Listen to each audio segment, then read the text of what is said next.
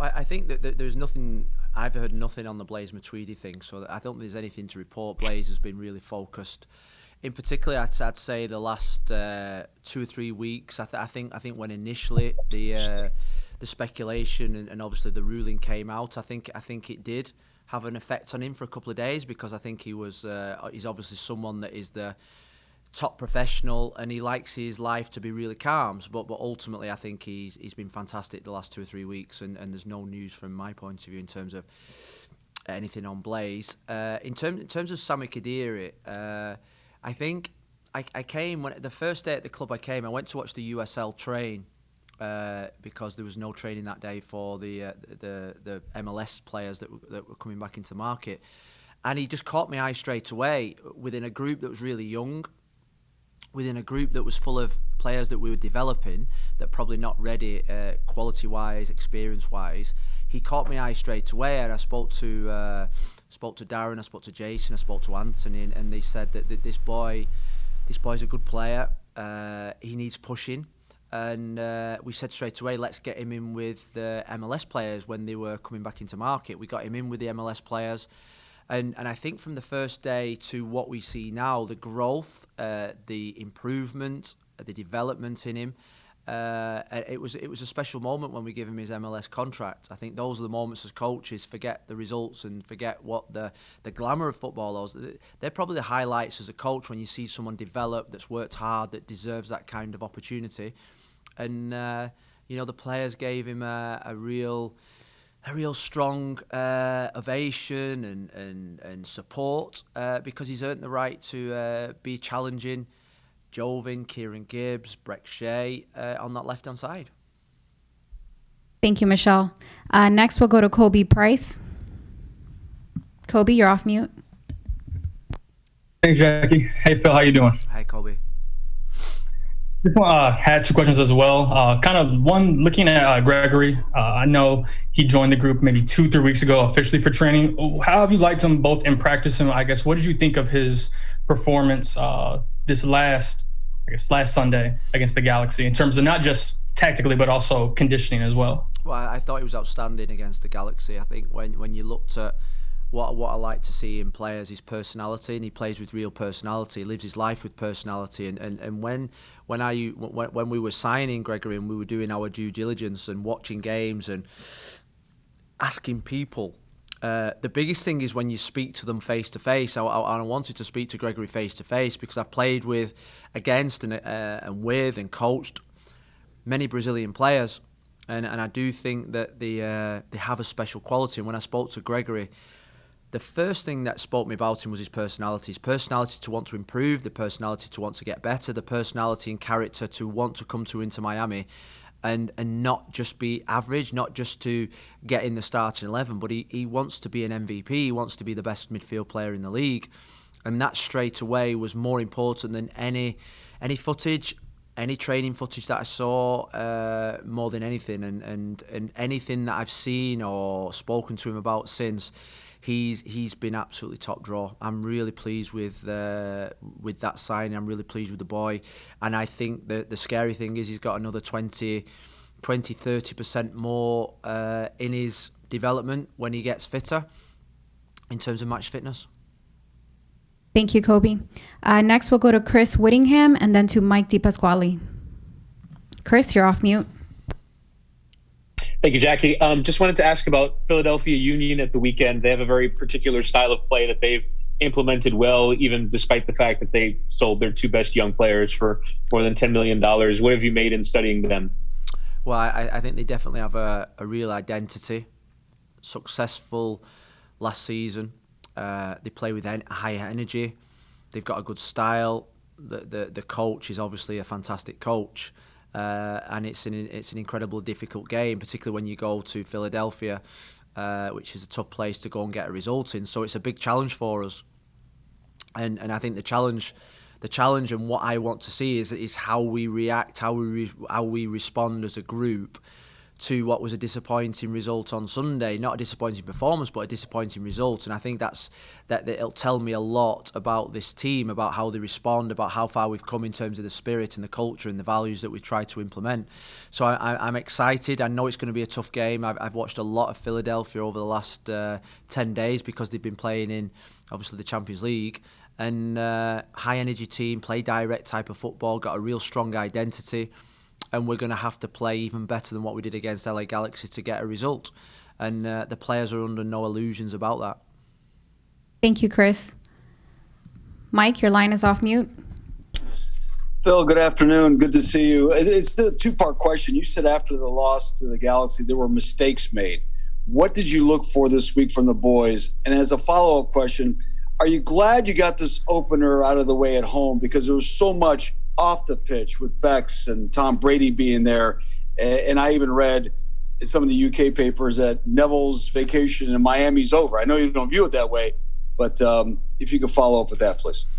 Well, I think when you're a professional footballer or a manager, whatever happens off the pitch, I've got to say, until after the game, I didn't know that Tom Brady was in the stadium. I've got to say, because obviously our focus was on the game. None of the stuff that was going on in and around obviously the stadium was any kind of distraction. I think what I would say is that having played and coached and managed in European football, the type of people that were at the game on Sunday against LA Galaxy is quite normal when you play for Manchester United or you play in the Premier League or you're in La Liga. You expect that type of audience, and I think being manager of Inter Miami, I think it's something that we are used to, we expect, and these are people that are fans of the football club. So I think it makes us very proud. In terms of the occasion on Sunday, and I think I said it after the game, I think it was a brilliant occasion for the football club in terms of the potential that's here. The supporters were incredible on Sunday. I've got to say, everything about the day, the occasion.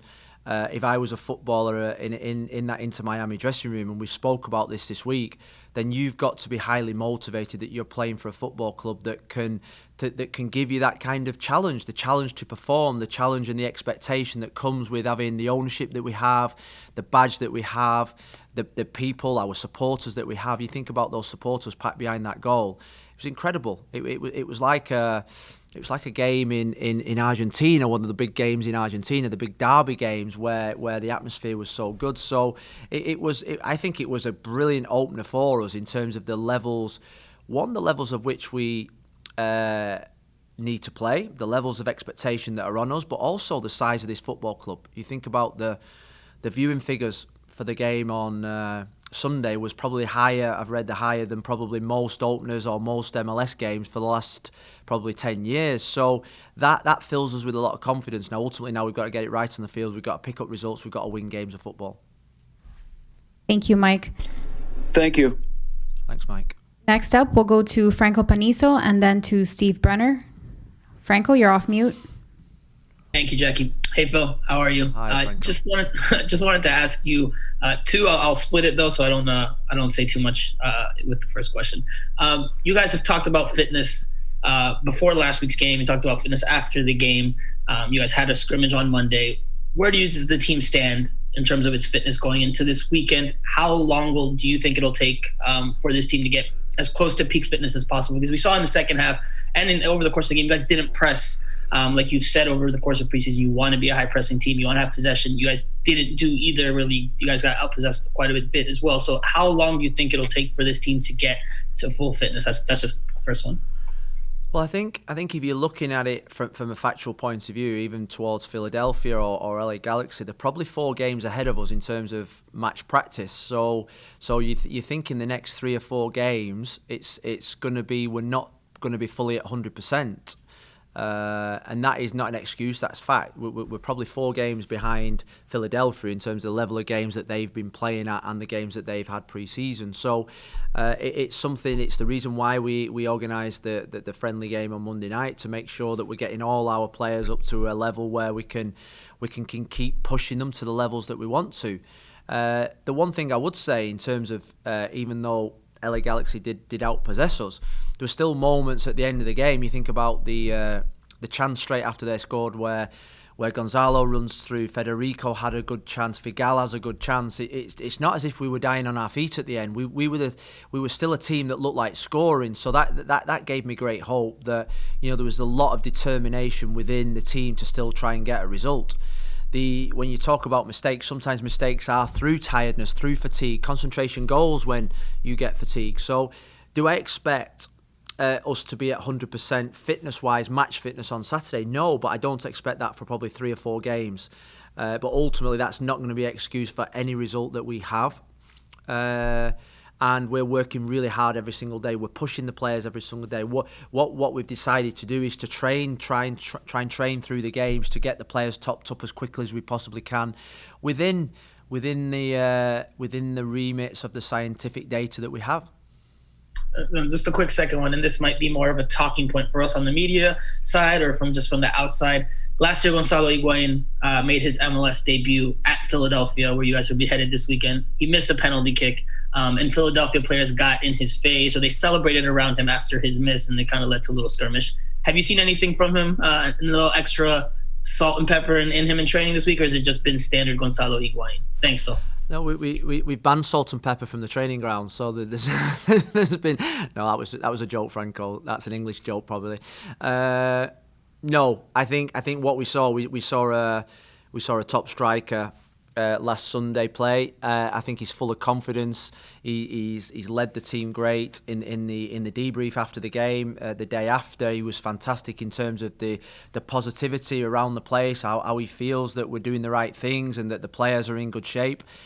So I think we see a player that's in really, really good place and happy. And he's been in football long enough. He's played. Think about the Italian league that he played in, where the defenders are absolutely brutal. I think he knows full well that the only way he can answer that kind of retribution is by sticking the ball in the back of the net, and that's what we want from him in every single game this season. And if he's not scoring, he's setting up chances like he did last week for Robbie Robinson. Franco. Next question, Steve. Thanks, Jackie. Hi, Phil. Just slightly off topic, but it's been a very, very dramatic few days in football in Europe and back in England with this whole European Super League. I know you've been proud of the way that Gary spoke. I just wondered what your thoughts were. They had fans storming Carrington this morning, etc., etc. It's just been a crazy few days. Well, I think the overriding feeling is that a group of people probably totally misread or had a lack of knowledge about what football means to people in England and in Europe. But particularly in England, you think about the stances that all the supporters of those 6 clubs in England that tried to break away. I think it made me really, really proud in terms of sort of like that's where you grow up. Sunday was a great occasion. Why? It was a great occasion here because of the supporters, not because of the people in the stands, not because of the players on the pitch. It was a great occasion because the supporters make it. And ultimately, we've witnessed for the last 12 months football without supporters. And you've got to say it's not the same. It's nowhere near the level of entertainment. And I think when you look back at history of the 6 clubs in England that obviously tried to break away, their foundations are based on working class people, based on supporters, building their fan base, and a group of people decided probably to make totally the wrong decision. Now I think what we've got to do now is accept their apology and their massive, grave misunderstanding and misreading of a situation, and we've still got to make sure that football is in a good place for the next 100 years, because ultimately the last 12 months football's took a financial battering just like any other industry in the world. And I've got to say that watching my brother speak so passionately on that Sunday night, I think it was after the game, Sunday night, when nobody really knew anything about it, when nobody really knew the ins and outs, when nobody knew what the project was about, he had the courage and bravery to stand up for what was right. And I think probably he started the ball rolling, and the rest, 24 hours later, 48 hours later, the common sense prevailed. Thank you, Steve. Phil, thank you so much for your time. Thanks, guys.